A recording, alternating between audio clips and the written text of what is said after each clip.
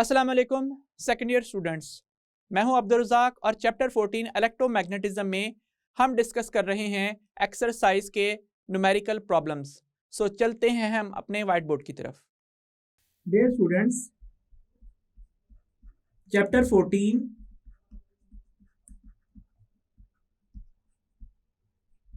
Electromagnetism में हम discuss कर रहे हैं exercise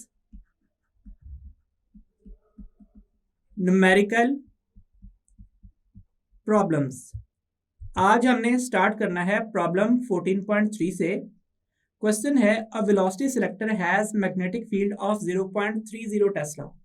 if a perpendicular electric field of 10,000 volt per metre is applied, what will be the speed of particle that will pass through the velocity selector. So given data लिखते हैं। सबसे पहले strength of magnetic field given है, so strength of applied magnetic field in the velocity selector, that is B, that is 0.30 teslas.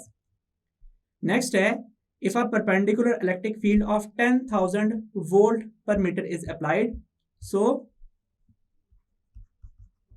strength of applied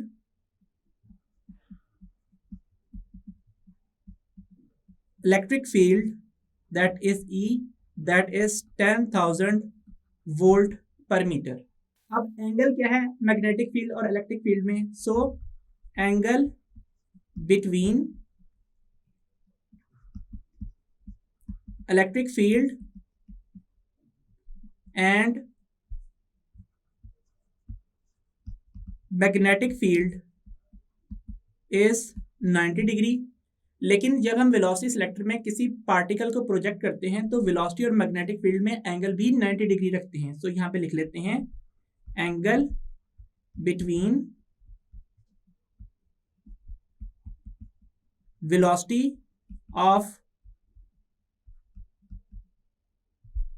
particle and magnetic field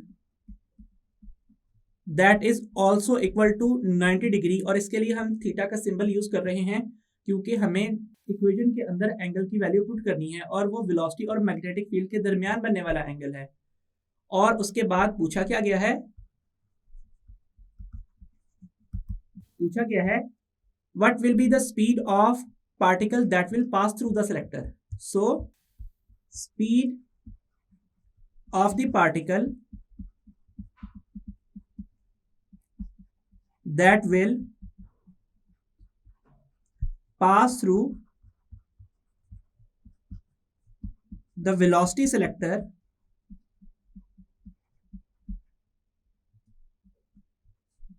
undeflected v। Solve करते हैं। Late से एक reason है जिसमें magnetic field और electric fields applied हैं इस तरह से कि ये प्लेट्स हैं जिनमें से एक प्लेट पॉजिटिव पोटेंशियल पे है और एक प्लेट नेगेटिव पोटेंशियल पे है। किसी भी चार्ज प्लेट्स के सेट में चार्जेस हमेशा इंटीरियर्स ऑफ प्लेट्स पे मौजूद होते हैं। ड्राइंग की गर्ज से यहाँ पे प्लेट्स के दरमियान में नहीं बनाए गए। सो ये इलेक्ट्रिक फील्ड की डायरेक्शन है।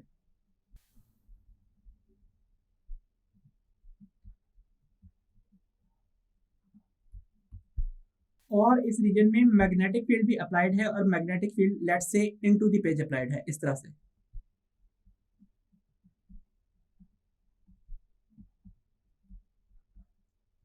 सो मैग्नेटिक फील्ड्स और इलेक्ट्रिक फील्ड्स म्यूचुअली परपेंडिकुलर हैं। अब अगर एक चार्ज पार्टिकल को हम इस रीजन में प्रोजेक्ट करते हैं एक सर्टन एनर्जी के साथ, सर्टन वेलोसिटी के साथ, तो जैसे ही वो पार्टिकल इस रीजन में एंटर होता है तो उसके ऊपर दो फोर्सेस एक्ट करती हैं। कौन कौन सी? एक है इलेक्ट्रिक फील्ड की डायरेक्शन में ट्रेवल करने वाली electric force Fe that is equal to QE, और दूसरी है अपवर्ड डायरेक्शन में एक्ट करने वाली फोर्स एफ बी, जिसका एक्सप्रेशन क्या है, क्यू वी क्रॉस बी। अगर ये दोनों फोर्सेस इक्वल हो जाएं और ऑपोजिट इन डायरेक्शन में तो ये है ही, तो ये पार्टिकल अनडिफ्लेक्टेड स्ट्रेट इस रीजन से पास कर जाएगा। लेकिन अगर ऐसा हुआ कि velocity of particle velocity selector की सिलेक्टेड वेलोसिटी से ज्यादा हो तो मैग्नेटिक फोर्स बढ़ जाएगी और पार्टिकल की डिफ्लेक्शन मैग्नेटिक फोर्स की डायरेक्शन में होगी। और अगर वेलोसिटी सिलेक्टर से आने वाले आंसर से कम हुई तो फिर इलेक्ट्रोस्टैटिक फोर्स कंपैरेटिवली लार्जर होगी और बेंडिंग इलेक्ट्रिक फील्ड की डायरेक्शन में होगी।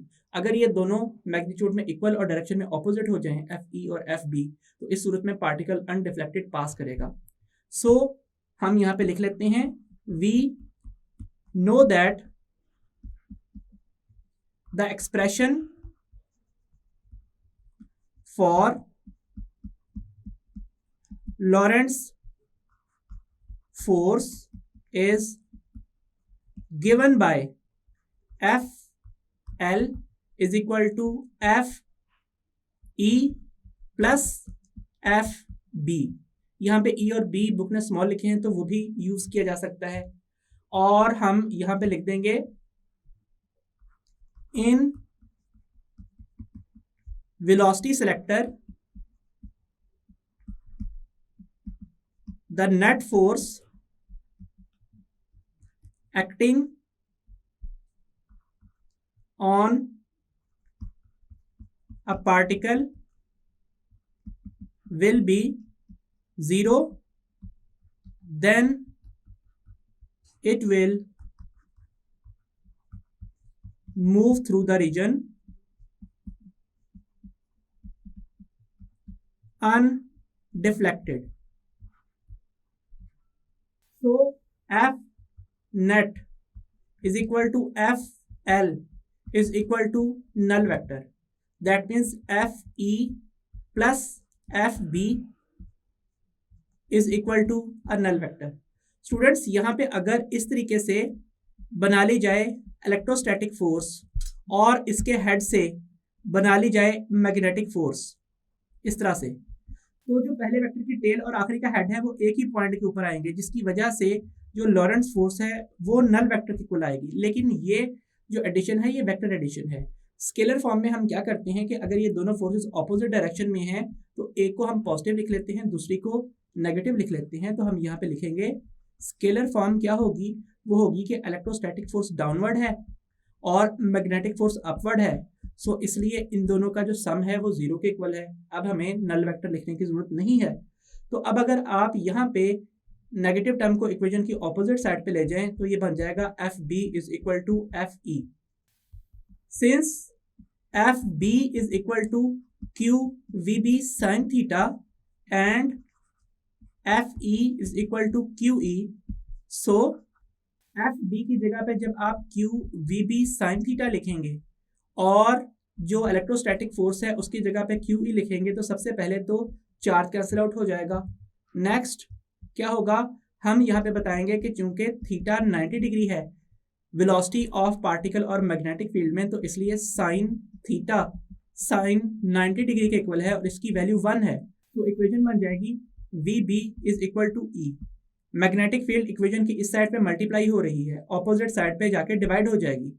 So V is equal to E by B. Now substituting the values.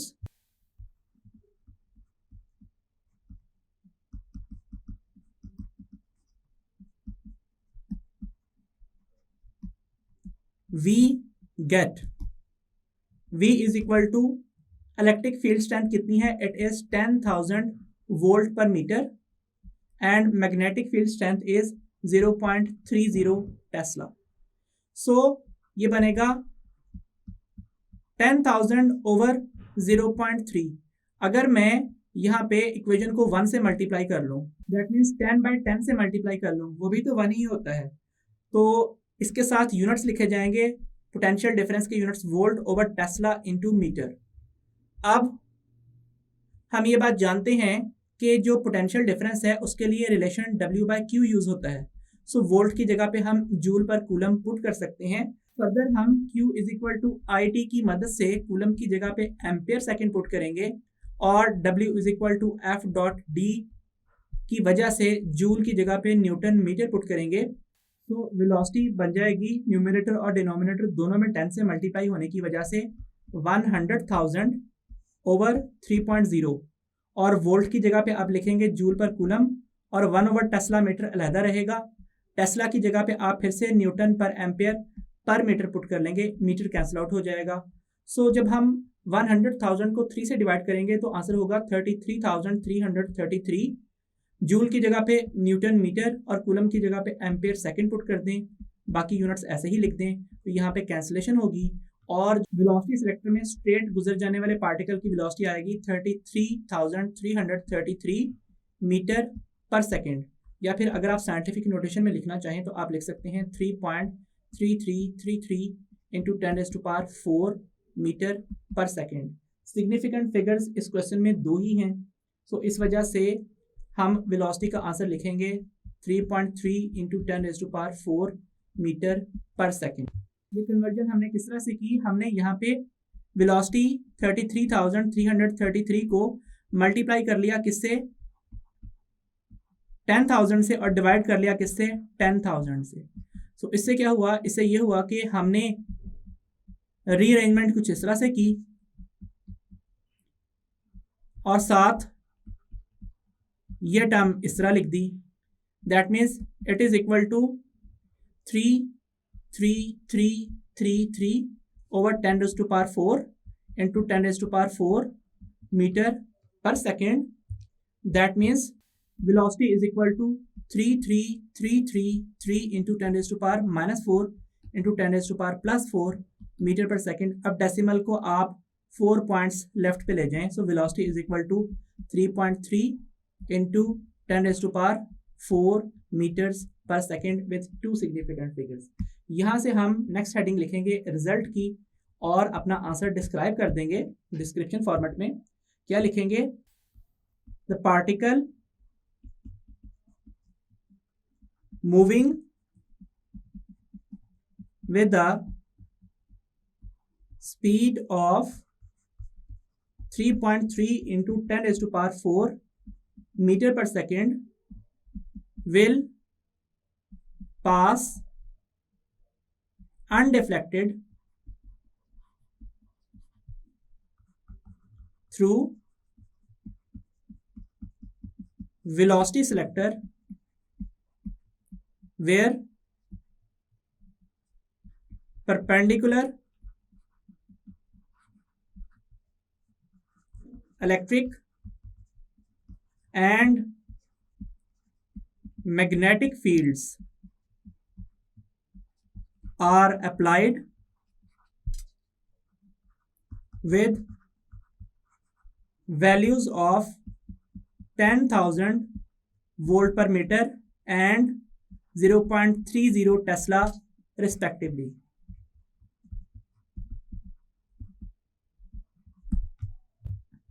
Next numerical है problem 14.4। A coil of 0.1 meter by 0.1 meter and of 200 tons carrying a current of 1 milliampere is placed in a uniform magnetic field of 0.1 Tesla. Calculate the maximum torque that acts on the coil.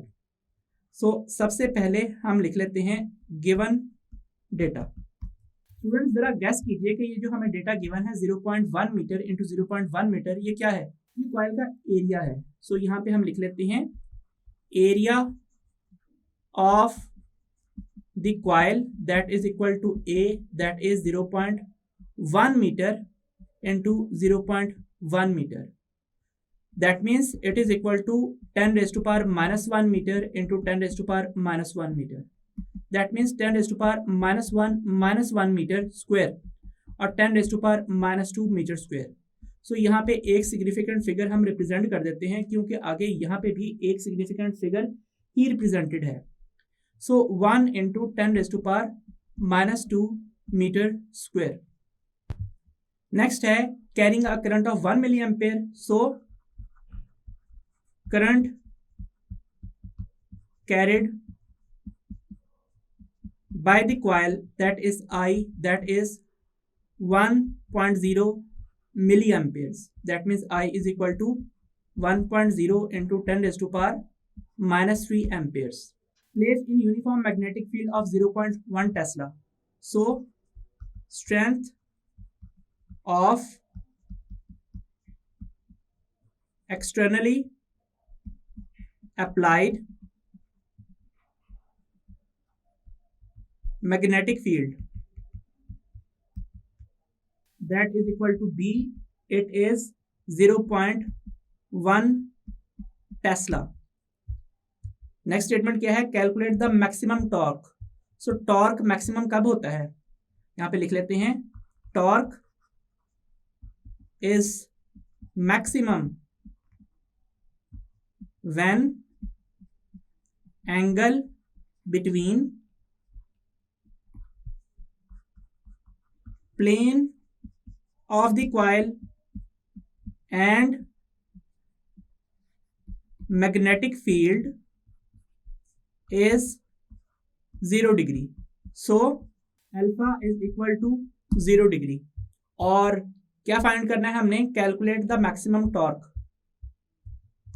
So required data के अंदर हम लिख लेते हैं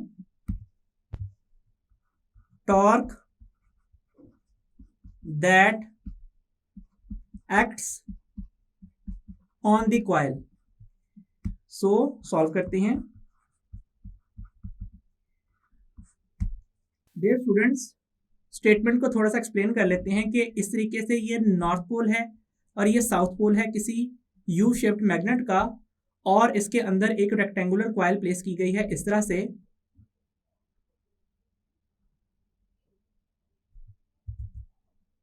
इस coil की इस side की लेंथ भी 0.1 मीटर है और इस साइड की लेंथ भी 0.1 मीटर है. दैट मीन्स 1 डेसीमीटर या फिर 10 सेंटीमीटर. और इसके अंदर जो करंट फ्लो कर रहा है उस करंट की स्ट्रेंथ क्या है? उस करंट की स्ट्रेंथ है 1 मिली एम्पेयर. इस कॉइल के नंबर ऑफ टर्न्स कितने हैं? वो हैं 200. सो नंबर ऑफ टर्न्स भी हमें यहाँ पे गिवन डेटा के अंदर लिखने हैं. सो यहाँ पे लिख लेते हैं number of turns of the coil that is equal to n, that is equal to 200. अब जैसे ही यहाँ पे ये करंट फ्लो करेगा तो इस कॉइल के ऊपर यहाँ पे एक फोर्स एक्ट करेगी जो कि आउटवर्ड डायरेक्शन में होगी, और यहाँ पे एक्ट करने वाली फोर्स इनटू द पेज होगी, और ये मिलके एक टॉर्क जनरेट करेंगे कॉइल के ऊपर. सो यहाँ पे हम लिखते हैं the expression for the torque that acts on a current carrying coil placed in external magnetic field is given by tau is equal to NIAB cos of alpha. So next काम क्या करना है? by substituting values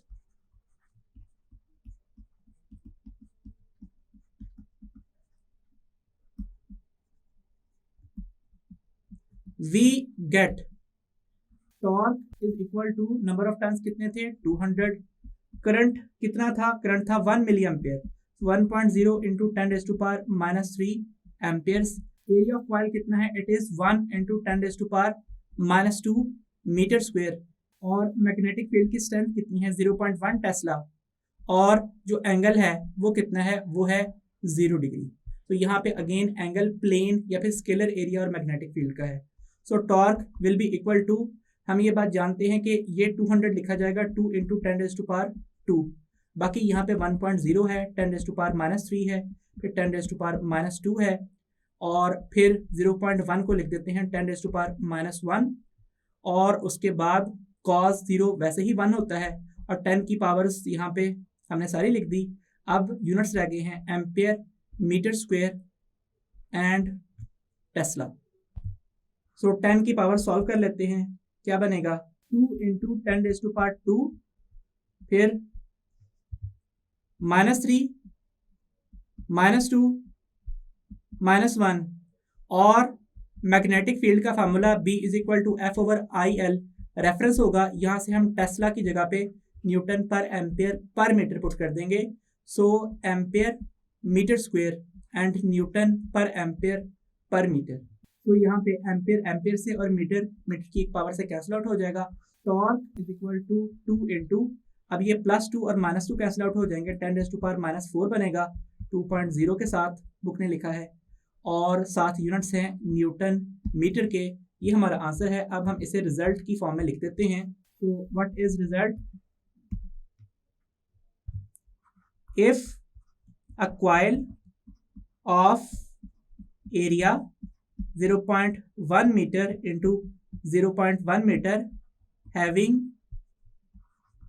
200 turns carrying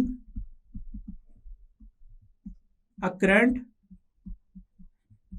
of 1.0 milliampere is placed in a magnetic field of 0.1 Tesla. The torque acting on the coil will be 2.0 into 10⁻⁴ Newton meter when the plane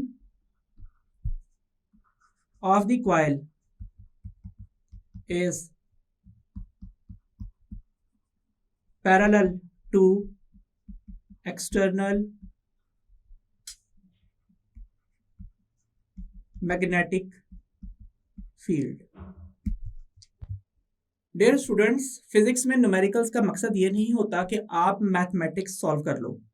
ये maths का question थोड़ी है, ये numerical है। Numerical में आपने ये बताना होता है कि आप नंबर्स को यूज करते हुए फिजिक्स में एक्वायर्ड नॉलेज को किस तरह से यूज करते हो। सो इसमें बेहतर ये होता है कि आप जितने भी न्यूमेरिकल सॉल्व करो उनकी पूरी फिजिक्स भी साथ एक्सप्लेन करो। Dear students, remaining numerical problems हम नेक्स्ट लेक्चर में कंटिन्यू करेंगे। सो अंटिल देन, खुदा हाफिज।